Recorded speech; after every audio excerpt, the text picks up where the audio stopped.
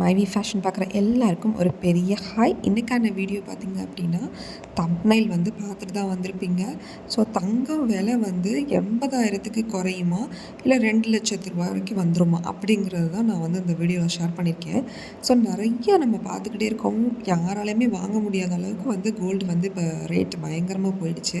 So முன்னெல்லாம் braking நியூஸ்னால் வேறு ஏதாவது பார்ப்போம் நம்ம. இப்போ நியூஸ் சேனலை திறந்தாலே ஷாக்கிங் நியூஸ் மாதிரி தங்கம் தான் அடிக்கடி காலையில் ஒரு ரேட்டு, சாயந்தரம் ஒரு ரேட்டுன்னு இப்படி மாறி மாறி ஒரு நாளைக்கு 2 டைம் ரேட்டு வந்து சேஞ்ச் ஆகிற அளவுக்கு வந்துருச்சு. ஸோ இனி வர காலகட்டத்திலலாம் கோல்டு சேமிக்கணும், கோல்டு வந்து ஒரு பெரிய பல்காக போயிட்டு வாங்கணும் அப்படிங்கிற மாதிரியான சுச்சுவேஷன்லாம் வர்றது ரொம்ப கஷ்டம்.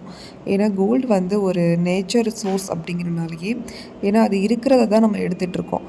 ஸோ அது வந்து நம்ம விளைவிக்கக்கூடியது இல்லை, நம்ம இருக்கிறத தான் நம்ம வந்து எடுத்துகிட்ருக்கோம் அப்படிங்கிறதுனாலேயே நமக்கு வந்து அது கண்டிப்பாக வந்து ரேட் அதிகரிக்கிறதுக்கு தான் வாய்ப்பு இருக்குது அப்படிங்கிற மாதிரி தான் என்னோடய தாட்டு. ஆனால் இப்போ ரீசன்ட் டேஸில் பார்த்திங்க அப்படின்னா நிறைய வந்து கோல்டு ரேட் வந்து 80,000 குறையும், 80,000க்கு கீழே குறையும். ஸோ கிராம் வந்து வெறும் 12,500 வரும் அப்படிங்கிற மாதிரி சொல்லியிருக்காங்க. ஸோ இது எதனால் அப்படிங்கிறதையும் நம்ம தெரிஞ்சுக்கலாம். ஸோ கொஞ்சம் கொஞ்சமாக ஏறிக்கிட்டு இருந்த தங்கம் இப்போ ஒரு ஸ்டேஜில் போயிட்டு கரெக்டாக நின்றுச்சு. அதாவது 1,00,000 ரூபா, 1,16,000 அப்படிங்கிற மாதிரி நமக்கு இடையில வந்து நின்றுச்சு. ஸோ அப்படி நிற்கிறப்ப நம்ம என்ன பண்ண முடியும்? நம்மளால் எதுவும் பண்ண முடியாது.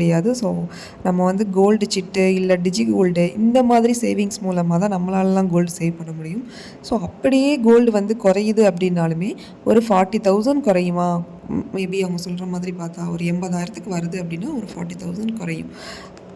ஸோ இது எதனால் நடக்குது அப்படின்னு பார்த்தோம்னா, உலகம் முழுக்க வந்து கவர்மெண்ட் வந்து கோல்டை வந்து வாங்கி குவிக்கிறாங்க அப்படின்னு சொல்கிறாங்க. ஸோ எல்லா கவர்மெண்ட்டுமே வேர்ல்டு ஃபுல்லாகவே கோல்டை வாங்குறதும், ஸோ உலக பொருளாதாரம் அப்படின்னு சொல்கிறதுல அது ஒரு ஸ்டாண்டர்டாக இல்லாமல் ஒரு சேஞ்ச் ஆகிக்கிட்டே இருக்கிறதுனாலையும் வந்து இந்த மாதிரி ஆகுது அப்படிங்கிற மாதிரி சொல்கிறாங்க. ஸோ இப்போ என்னென்னா, இப்போ போயிருக்க விலை வந்து இன்னும் 2 மடங்கு ஆகிறதுக்கும் வாய்ப்பு இருக்குது அப்படின்னு சொல்கிறாங்க. ஸோ என்ன ஒரு ஆசோலேஷன்லேயே இருக்கிறனால எதையுமே வந்து ப்ரிடிக்ட் பண்ணவே முடியலை. ஸோ இதை பேஸ் பண்ணி என்ன ஆச்சு அப்படின்னு பார்த்தீங்கன்னா, செப்டம்பர் மந்தில் ரொம்ப ஹையாக போயிடுச்சு. செப்டம்பர், அதாவது ப்ரீவியஸ் 2025 செப்டம்பர் மாதத்தில் ரொம்ப அதிக அளவு போயிட்டு, அதுக்கப்புறம் திருப்பி ஜனவரி 29 அந்த ரேஞ்சிலலாம் பார்த்தீங்கன்னா 16,800 சம்திங் வந்து கோல்டு வந்து கிராம் வந்துருச்சு. 1,36,000 சம்திங் வந்து ஒரு பவுன். ஸோ இது இப்படி வந்தனால கண்டிப்பாக அந்த டைமில் வந்து மேரேஜ் வச்சுருக்கவங்களாம் ரொம்ப சிரமப்பட்டிருப்பாங்க, என்ன பண்ணியிருப்பாங்கன்னே தெரியல. ஸோ என்ன ஆச்சு அப்படின்னு பார்த்தீங்கன்னா, ஜனவரி 30 தேதியிலாம் சடனாக குறைஞ்சிச்சு, ஒரு 10% வந்து சடனாக குறைஞ்சிச்சு. ஸோ அந்த டைமில் திருப்பி போய் வாங்கி திருப்பி போய் மறுபடி ஏறுறதுமா ஒரே ஏறுமுகம் இறக்கமும் மாற்றி மாற்றி இருந்துகிட்டே இருக்குது. இப்போ ப்ரிடிக்டே பண்ண முடியாத இந்த டைமிங்கில் என்ன சொல்கிறாங்க அப்படின்னு பார்த்தீங்கன்னா, அமெரிக்காவோட அந்த பேலன்ஸ் ஷீட் அப்படின்னு சொல்கிறது குறைக்கப்பட்டுச்சு அப்படின்னா கண்டிப்பாக தங்கத்தோட விலை வந்து $1, அதாவது அவுன்ஸில் சொல்லணும் அப்படின்னா $5,090 வந்து $4,000 வந்து சரிகிறதுக்கு வாய்ப்பு இருக்குது. ஸோ இந்த பேலன்ஸ் ஷீட் இந்த மாதிரி ஆணிச்சு குறைஞ்சிச்சு அப்படின்னா அப்போ ஒரு அவுன்ஸ் தங்கம் வந்து இவ்வளவா சரியும். அப்போ வந்து கண்டிப்பாக தங்கம் வந்து பர் கிராம் வந்து குறையும். ஸோ கிட்டத்தட்ட வந்து 12,500க்கு ஒரு கிராம் வரும் அப்படிங்கிற மாதிரி சொல்லியிருக்காங்க. அப்போ அப்ராக்சிமேஷனாக வந்து ஒரு 80,000க்கு வரும் அப்படிங்கிற மாதிரி சொல்லியிருக்காங்க. ஸோ என்ன 2027 அதாவது ஃபினிஷிங் லாஸ்ட்டு டிசம்பரில் வந்து கிட்டத்தட்ட ஒரு 80,000 சம்திங்குள்ளே தங்கம் வந்து இருக்கும் அப்படிங்கிற மாதிரியும் சொல்லியிருக்காங்க. ஸோ இது வந்து கோல்டுக்கு பார்த்தீங்க அப்படின்னா ஒரு 25% வந்து கோல்டோட வந்து சரிவு இருக்கும் அப்படிங்கிற மாதிரியும் சொல்லியிருக்காங்க.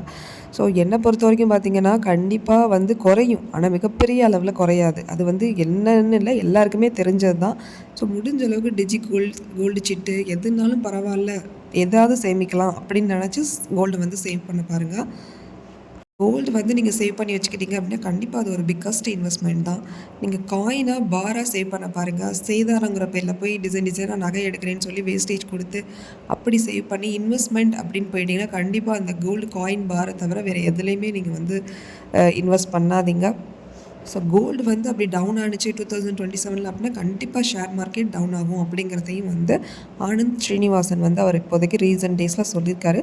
ஸோ இந்த வீடியோ உங்களுக்கு ரொம்பவே பயனுள்ளதாக இருந்திருக்குன்னு நினைக்கிறேன். ஸோ வீடியோ பிடிச்சிருந்தால் லைக் பண்ணுங்கள், சப்ஸ்கிரைப் பண்ணுங்கள், கமெண்ட் பண்ணுங்கள். நெக்ஸ்ட் ஒரு வீடியோவில் உங்களை நான் மீட் பண்ணுறேன். உங்களுக்கு ஏதாவது தெரிஞ்சிருக்கு அப்படின்னா நீங்கள் என்ன ப்ரிடிக்ட் பண்ணி வச்சுருக்கீங்க அப்படிங்கிறதையும் கமெண்ட்டில் ஃபீட்பேக்காக சொல்லுங்கள். தேங்க்யூ ஃபார் வாட்சிங்.